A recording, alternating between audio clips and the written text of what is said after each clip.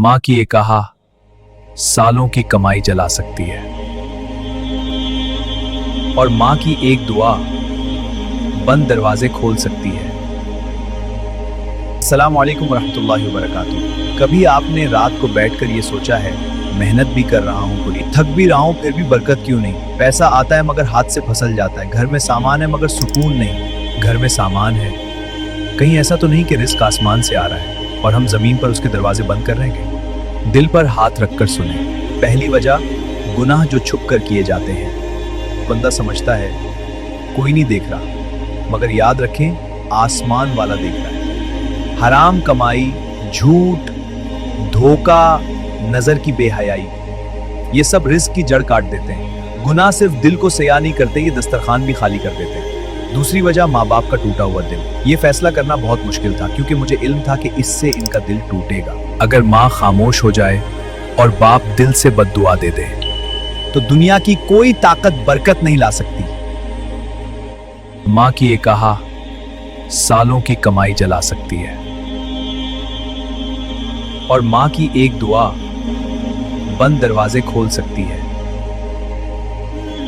तीसरी वजह, नाशुक्री।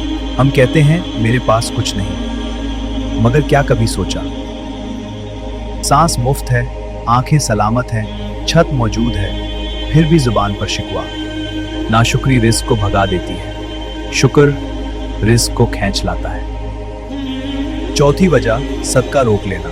हम सोचते हैं अगर दे दिया तो कम हो जाएगा, लेकिन हकीकत यह है जो अल्लाह की राह में देता है वो कभी कम नहीं होता। सदका रिस्क को कम नहीं करता, बल्कि मुसीबत को कम करता है और बरकत को बढ़ाता है। पांचवी वजह, नमाज में गफलत। ये वो लापरवाही है जो हमारे रब से ताल्लुक को कमजोर करती है। हम दुनिया के लिए वक्त निकालते हैं मगर अल्लाह के लिए नहीं, और फिर शिकायत करते हैं कि बरकत नहीं। नमाज सिर्फ फर्ज नहीं, ये रिस्क की कुंजी है। जो सजदे में झुकता है वो कभी मोहताज नहीं रहता। अगर रिस्क रुक गया है तो किस्मत को मत कोसिए।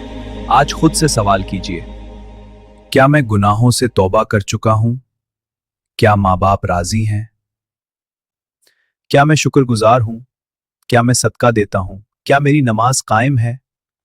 यकीन करें, जिस दिन हम बदल जाएंगे उसी दिन हालात बदलना शुरू हो जाएंगे, क्योंकि अल्लाह कभी बंदों पर जुल्म नहीं करता, हम खुद अपने दरवाजे बंद करते हैं।